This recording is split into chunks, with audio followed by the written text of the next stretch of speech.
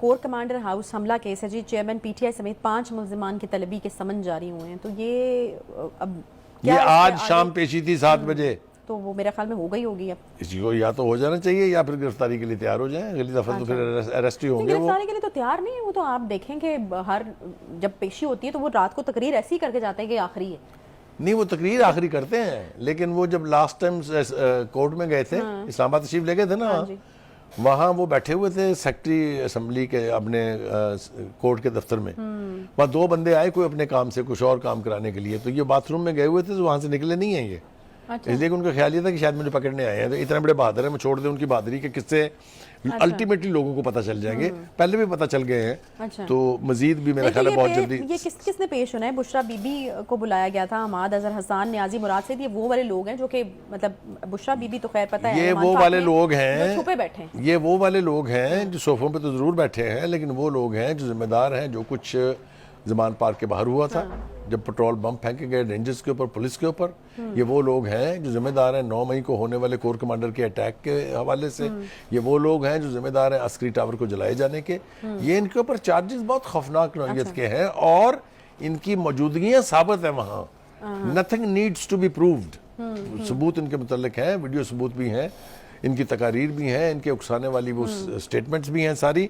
तो ये मेरे ख्याल से बकरे की माँ कब तक खैर मनाएगी, ये भी जल्दी कोई ना कोई रंग लाएगा। ये जो सिलसिला है खासतौर से कोर कमांडर हाउस का, तो इसके लिए भी बहुत ज्यादा इंतजार करने की जरूरत नहीं है। मेरे ख्याल में इसमें तो फिर कोई रियायत जो है वो तो बारहा कहा गया है कि इस मामले में जो है वो कोई रियायत जो है वो नहीं मिलेगी। फैसल वाडा साहब एक बार फिर से मैदान में आया और मेरे ख्याल में मैं हमेशा कहती होती हूँ कि वाडा साहब आजकल जो बात करते हैं ना, मेरे ख्याल में जरा उसको गौर से सुनना चाहिए। उसके पीछे होती है बड़ी प्रेडिक्शंस वो पहले कर चुके हैं और सही साबित भी हुए हैं।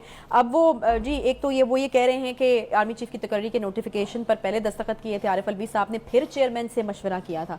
ये एक वो खबर दे रहे हैं और फिर वो कह रहे हैं कि वो ये प्रेडिक्ट कर रहे हैं कि आने वाले इलेक्शन में आजाद लोग जो हैं वो ज्यादा बड़ी तादाद में कामयाब। देखिए, पहली बात तो ये है कि फैसल वाडा को आप नॉन सीरियसली नहीं ले सकते, क्योंकि जब तक वो पार्टी के अंदर रहे थे वो बहुत क्लोज लोगों में से शुमार होते थे। इमरान खान साहब के कॉमरेड्स इन आर्म्स में उनका शुमार होता था। उन्होंने काफ़ी एक्सपोज किया है पार्टी को भी, पार्टी की लीडरशिप को भी। बहुत सारे टीवी इंटरव्यूज उसके हवाले हैं और मेरे ख्याल से वो चीज़ें लोगं को फैसल वाडा के जरिए पता चली हैं जो पहले नहीं पता थी खान साहब के बारे में या खान साहब की पार्टी के बारे में। ठीक है जी।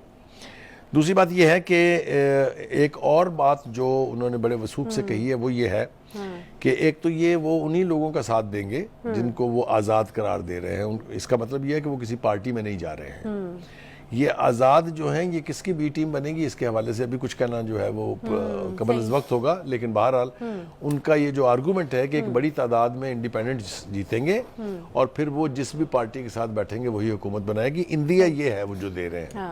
इसलिए उनका ख्याल ये है कि वो जो है वो आज़ाद उम्मीदवार के तौर के ऊपर इलेक्शन लड़ेंगे और उनका ख्याल ये है कि वो जीतेंगे भी। और उनकी बातों को सीरियस लेने की मेरे ख्याल में बुखारी साहब ये भी वजह होनी चाहिए कि उन्होंने जिस टाइम पे पार्टी को छोड़ा, अब उनके कनेक्शंस थे, उन्होंने सेंस किया चीज़ों को।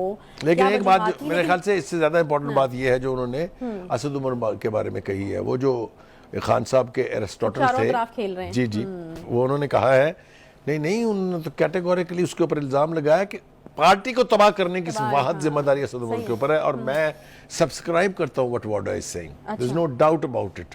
ये वो लोग हैं जो आज कह रहे हैं कि हमारा तो पार्टी से कोई ताल्लुक नहीं है और पार्टी ने उनको निकाल भी दिया है, लेकिन ये वही लोग हैं जो कहते थे ये इमरान यानी पार्टी का जो हेड है वो हमारी रेड लाइन है और अगर ये हुआ तो खून बहेगा, ये पता नहीं क्या क्या कहेगा ये। और शेख रशीद जहां दोनों को अपनी ज़बान पर कोई काबू नहीं था। एक ऐसा खौफनाक मंजरनामा दिखाते थे कौम को कि पता नहीं क्या क़यामत टूट पड़ेगी। वो क़यामत जो है वो इस वक्त ज़मान पार्क के बेडरूम में तशरीफ रखती हैं। अच्छा। और कोई क़यामत वामत नहीं है। अच्छा, पीटीआई के एक साबिक वफाकी वजीर की आज गिरफ्तारी है, गुलाम सरवर खान साहब, याद होगा? जी मुझे बहुत अच्छी तरह याद है। उन्होंने जो शोहरत पाई है वो ये है कि पाकिस्तान इंटरनेशनल एयरलाइन जो है उसकी बर्बादी का वो बायस बने हैं। वो अपनी मोहब्बत में अपने पार्टी के लीडर के जो उन्होंने बयान दिया था कि जी जितने पायलट हैं पीआईए के उनके तो लाइसेंस ही जाली हैं, 2 नंबर है। पूरी दुनिया में पीआईए बैन हो गई और जिसका अरबों रुपए में नुकसान हुआ हमें और किसी ने पूछा तक नहीं इनसे। इनको तो इनके खिलाफ तो बहुत खौफनाक एक्शन होना चाहिए था जो नहीं हुआ है। लेकिन इनकी गिरफ्तारी जो है और हवालों से हुई है, वो हवाले भी बड़े खौफनाक है। सही है। जब आप लोगों को रूपोश कराते हैं, लोगों को सानेहों में जी 9 मई में जलाओ घिराव और जुडिशल कॉम्प्लेक्स पर हमले में भी ये जी मसलूक जी थे। जी जी तो गिरफ्तारी इनकी हो गई है, इनके बेटे और भतीजे के हमरा ये गिरफ्तार हुए हैं और कहा जा रहा है कि किसी दोस्त के घर ये छुपे हुए थे। देखिए, जिसने रोल प्ले किया है 9 मई में, जिसने रोल प्ले किया है 25 मई में, 26 नवंबर में, उनको हिसाब तो अब देना पड़ना है। इसमें तो कोई दो राय नहीं है, तो बचता कोई नहीं है। सही। अच्छा, सदर मुमलिकत ने आज जस्टिस काजी फाइज ईसा की बतौर चीफ जस्टिस तैनाती की मंजूरी जो है वो दे दी है और बड़े आजकल साइलेंट या फिर क्या उसको कहेंगे कि बिल्कुल भी मजामत करते हुए नजर नहीं आ रहे, कोई बयानात देते हुए नजर नहीं आ रहे। आपको लग रहा है कि सदर साहब ने अब सीखा है बहुत सारी चीजों से और अब उनको लगता है कि अब नहीं फायदा कोई? उनके पास मेरे ख्याल से इसके अलावा कोई चारा नहीं था, पहले उन्होंने करके देख लिया है। अच्छा। क्योंकि जो दखसत वो नहीं करते थे समरी के ऊपर, वो ऑटोमेटिकली फिर लॉ भी बन जाता था और हो भी जाता था। अच्छा काम किया उन्होंने कि आने वाले एक चीफ जस्टिस को कंट्रोवर्शियल बनाने की बजाय उन्होंने चुप करके उसके ऊपर साइन कर दिए हैं। जाहिर है उनकी पार्टी के चीफ मुश्किल तो बहुत हुआ नहीं अभी आप इस समरी के ऊपर दस्तखत करते हुए, क्योंकि इसके हवाले से तो बहुत ज्यादा जी मैं उसकी तरफ आ रहा हूँ, जाने नहीं दूंगा आपको मैं। देखिए, पहली बात तो ये है कि जो मौजूदा अदलिया की क़यादत है वो बहुत सारे प्लान बना के बैठी हुई थी। इस वक्त पता नहीं मौका है कि नहीं कि उसकी तफसील में जाने का। काजी फाइज ईसा के खिलाफ एक साजिश हुई, उस साजिश में अदलिया की टॉप लीडरशिप शामिल थी। उनको चीफ जस्टिस बनने से रोकने के लिए पीटीआई की क़यादत, ख़ासतौर से उसके चीफ और जजेस ने मिल के साजिश की, जो कामयाब नहीं हुई। रेफरेंस दायर किया गया जिसके अंदर गवाही और शवाहद नहीं थे, इसलिए वो कैंसिल हुआ। और उसके बाद ये प्लान भी बना था कि 10 साल में कौन कौन जो है, किसको 3 साल की एक्सटेंशन मिलेगी, कौन उसके बाद 3 साल के लिए बनेगा, माइनस काजी फाइज ईसा।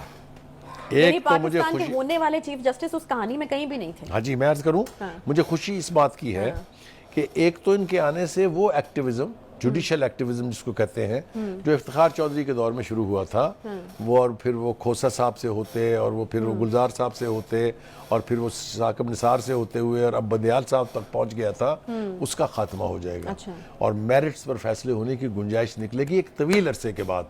भुट्टो के मर्डर के फैसले के बाद से अब तक हमारी अदलिया की रेपुटेशन ये है कि दुनिया की जो लिस्ट है उसमें हम 131वें या 130वें नंबर पर हैं। सही। तो इसको बहाल करने के लिए, इसको इम्प्रूव करने के लिए ऐसे जजेस आएंगे जो फैसला करें। मैं बिल्कुल ये नहीं कह रहा, ना मैं तवक्को रखता हूं कि काजी फाइज ईसा साहब उस वक्त की हुकूमत की मर्जी के फैसले करेंगे। ना वो इस तरह से कट हुए हुए हैं, ना इस तरह से उनकी ट्रेनिंग है।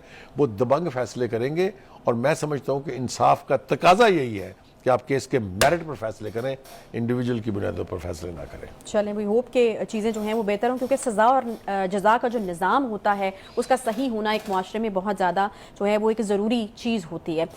एक छोटा सा यहाँ पे ब्रेक लेंगे, ब्रेक के बाद वापस आते हैं, साथ रहिए।